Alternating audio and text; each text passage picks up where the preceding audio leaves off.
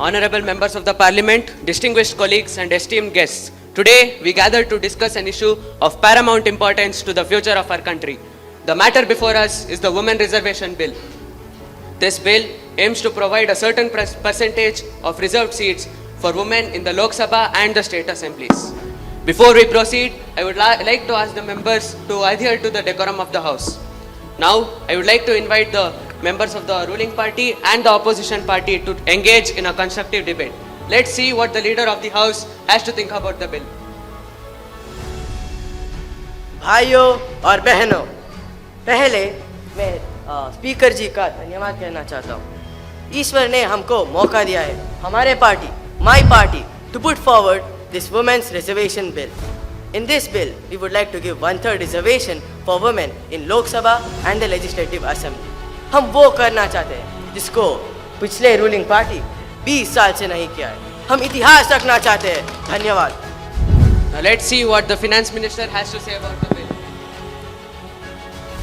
Honorable Speaker, I rise today with great pride and a deep sense of responsibility to reintroduce the Women's Reservation Bill, a landmark legislation aimed at ensuring greater participation of women in the democratic process and governance of a nation. This bill proposes to reserve 33% of seats in the Lok Sabha and state legislative assemblies for women, enabling them to bring their perspectives and contributions to the forefront of policy making and governance. This reflects our unwavering commitment towards gender equality and empowerment. I urge all the members of this esteemed House to support this bill and help us take a historic step towards a more just and equitable India. Thank you. I now give way to the leader of the opposition to express his opinion on the bill. Thank you, Speaker Sir. It's nice to be speaking for the first time in your presence. I stand in support for this Women's Reservation Bill. Firstly, I would like to tell that our party was the one which introduced this very bill in 1992 when Sir P.V. Narasimha Rao was the Prime Minister. And this bill was passed in 2010 in Rajya Sabha but failed in Lok Sabha. In the current scenario, giving reservation only increases the number of women in politics but does not address the issues of women education, women empowerment and women safety. Sir, I would like to know how is the ruling party going to address these issues first? Please maintain the decorum of the House. Who would like to answer this question? Yes.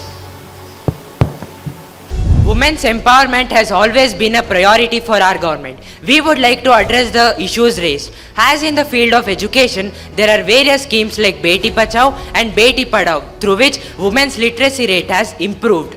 हमने introduce किया था वो. Even though you improvise it, we have made it awareness and many women have got to know.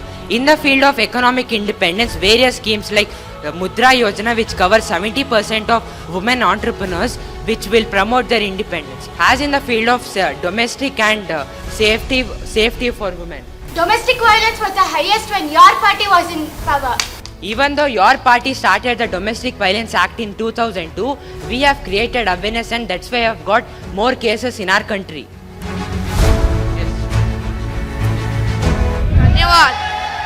Dhanyawad, Manya Sabhapati ji. I would like to take 40 seconds of your time, Honorable Speaker. As Aryan said, on the field of education, Beti Bachao and Beti Padhao schemes have been on the highest track record since your government created it. On economic independence, schemes like the PM Mudra Yojana and the Shakti Yojana have provided much capital for small-time women farmers. And let's not talk about domestic violence and sexual harassment. Your government was in power when the Nirbhaya case happened. Any questions in the House? Yes. I would like to ask the question to the opposition leader. Throughout the years, you have been criticizing reservation instead of helping women towards their empowerment. पहली बात मैं clear करना चाहता हूँ कि हम इस bill के सपोर्ट में हैं और इसके खिलाफ नहीं. मेरे को सिर्फ एक ही कंसर्न था, वो था रिजर्वेशन के अंदर reservation. I was simply concerned about the OBC reservations in this bill. While the Britishers were leaving India, they asked our party members whom to transfer the power to. Our party members were the one to transfer the power to the people of India. You're telling we are criticizing the reservation instead of empowering. We were the first ones to give 33% reservations in the local panchayat. And right now, in some states, around 20 of them, it is around 50%. And I would like to end my answer by also telling that our party was the one which gave women a chance to become president and prime minister of the country. Thank you. Any more questions? Yes.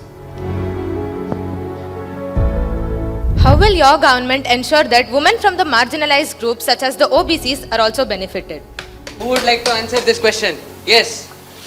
Thank you, Honorable Speaker, for giving me the chance to rise in this debate and answer the question. Coming to the opposition's questions, I would like to clarify that it was a coalition led by our party that introduced the OBC reservation bill. We gave 27% reservation to OBCs across institutions, and I could proudly tell that our party has accomplished more in 11 years than your party could in 70 years. Thank you. Who would like to go against him? I would like to ask this question to the leader of the house.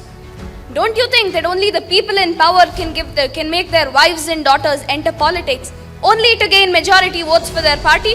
How would you propose we solve this dilemma? And are there any provisions against this? लोग तो इसको आपसे ही सीखा है. It was Jawaharlal Nehru who gave his succession to Indira Gandhi. मैं opposition party का leader को पूछना चाहता हूँ. How many top positions in your party is not owned by your family members?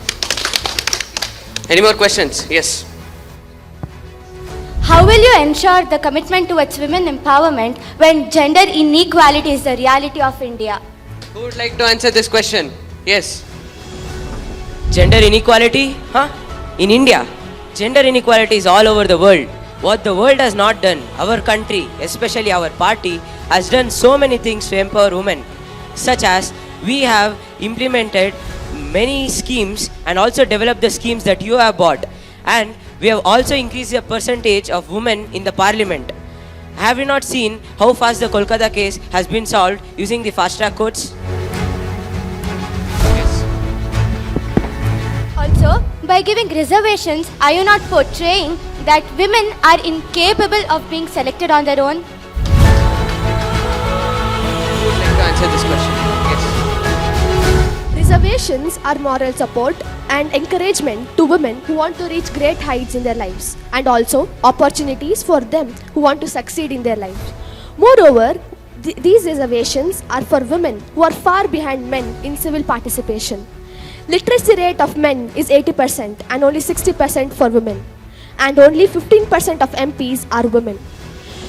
As far as women's education is concerned, toppers of most boards are women, and UPSC toppers since last 3 years are women.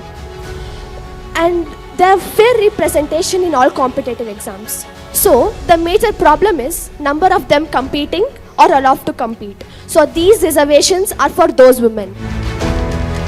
I appreciate all the members of this parliament for their constructive points in today's debate. I would like to take one final vote.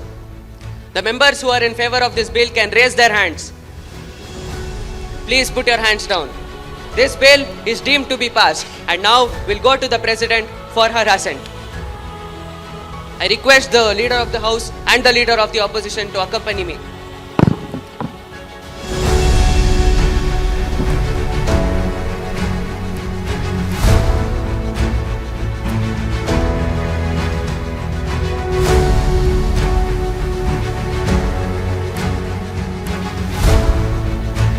Dear President, this is the Women's Reservation Bill. It is deemed to be passed by gaining the majority in the Lok Sabha. And for this, we need your sign.